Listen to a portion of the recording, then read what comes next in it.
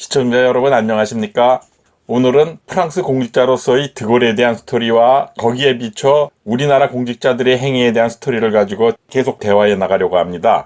만약 우리나라에 드골과 같은 청렴 결백하고 단지 국가와 이 민족을 위한 옳은 길만을 택하여 흔들리지 않고 밀어붙일 수 있는 강골의 지도자가 국가에 폐해를 입히는 행위들을 제어하고 흔들린 조직 기강을 바로 세울 수 있다면 과연 우리들은 그를 택하게 될까요? 아마도 과거 청산 과정을 거치며 개혁할 부분과 정리되어야 할 인사들, 그리고 너무나 엇나가버린 국가 조직의 관행과 사회 부조리 등 적폐 현상에 얽혀있는 인사들이 워낙 많은 상황이기에 그들이 나서서 국민의 정신과 혼을 흔들 것이기 때문에 쉽지 않을 것입니다. 프랑스는 일반적으로 우리들에게 상당한 관용의 나라로 알려져 있고 사실도 그런 측면이 많은 국가입니다. 그러나 이런 프랑스도 2차 대전 때의 나치 부역자들에게만은 어떤 경우에도 일체 관용을 베풀지 않았습니다. 샤를 드골 장군은 독일 점령기 동안 그들에게 협력한 부역자들과 적폐 세력들을 가능한 남김없이 색출해 역사의 법정에 세워 잔인할 정도로 혹독하게 죄를 물었습니다.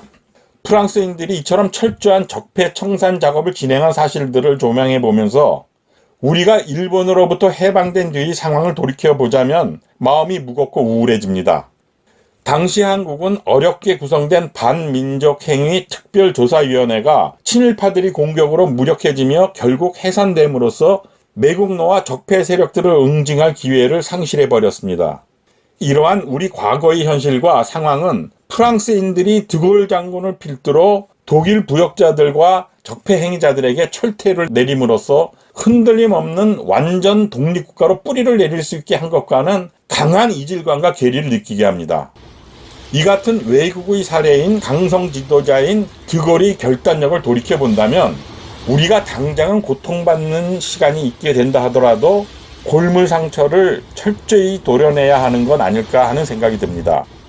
그래야만 새살이 돋듯이 우리의 국가가 진정한 민주와 정의가 뿌리내려 현재의 기성세대는 물론 후손들을 맑고 건강한 사회 속에서 당당한 삶을 살아갈 수 있도록 할 수 있는 것이라고 생각됩니다. 프랑스는 드골이 반역자 청산 작업 성공에 힘입어 정치, 경제, 사회, 문화, 언론, 지식인, 대학 등 사회 각 영역에서 나치 세력자를 도려냄으로써 자유와 평등, 사회 정의가 완전히 뿌리를 내리는 새로운 사회를 건설해냈었습니다.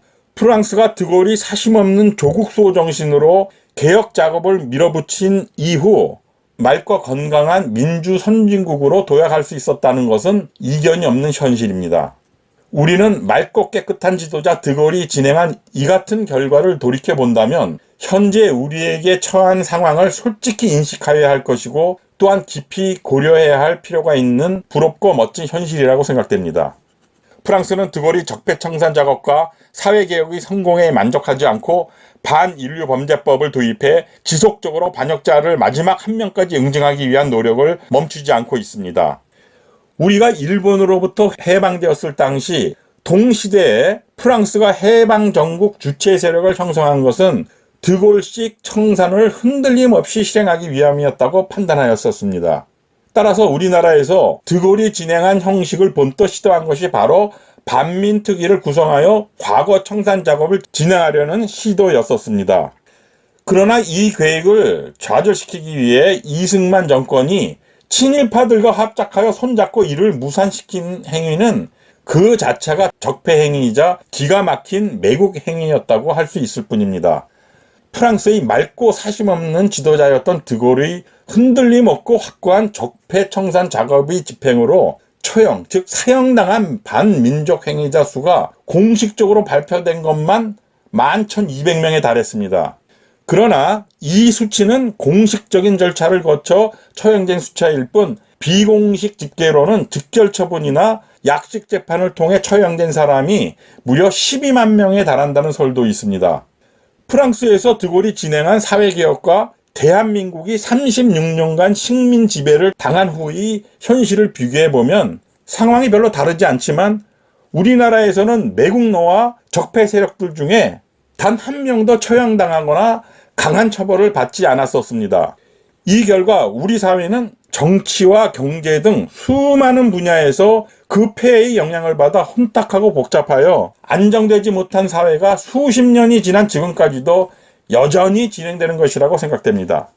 드골이 주도하는 나치 협력 반역자 대숙청 작업은 민족을 배반한 무리들을 가능한 최후의 한 명까지 색출하여 지배 세력에서 모두 뿌리를 뽑아버렸습니다. 또한 악질적이며 광적인 나치 협력자들을 사형과 무기 강제 노동형 등 피눈물 날 정도로 무겁고 끔찍한 형벌에 처함으로써 다시는 지배 세력으로 군림하는 경우가 없도록 영원히 매장해버리는 데 성공한 훌륭한 본보기가 된 것이라고 생각됩니다. 드골은 경찰과 검사, 판사 등 사법 업무 종사자들에 대해서도 예외 없이 강력한 처벌을 가하는 숙청 작업을 진행하였습니다. 이것은 결국 앞으로 진행될 모든 부역자 처단과 숙청 절차를 담당할 인력이었기 때문에 이들의 도덕성이 먼저 확보되지 않으면 안 된다는 판단 때문이었습니다. 당시 프랑스 역시 경찰과 검사, 판사 등 사법 업무 종사자들은 상당한 권력과 권한을 갖고 있었지만 드골은 어떤 고려도 없이 사회의 필요 요구인 이들에 대한 숙청 작업을 밀어붙였습니다. 드골의 과거사 청산 작업은 프랑스의 입장과 드골 자신만을 조명한다면 그의 업적은 칭송받을 만하고 민주화를 갈망하는 우리가 적지 않은 부분에서 보고 배울 점이 많은 것도 사실입니다.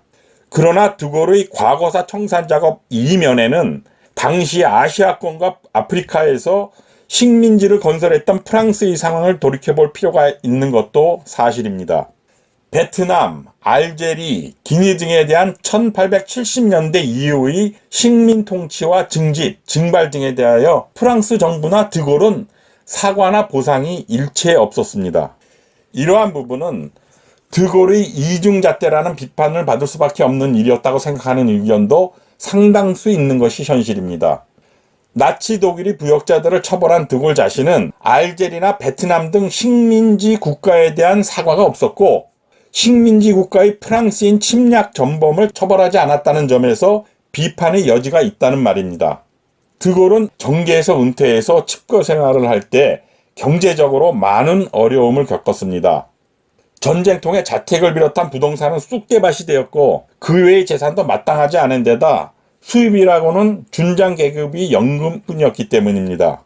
이러한 상황을 깊이 인식한 프랑스 의회에서 처음 위에서 언급한 대로 드골의 계급을 진급시키는 안건을 발의하자 정작 드골은 이에 대해 강하게 반대를 했습니다.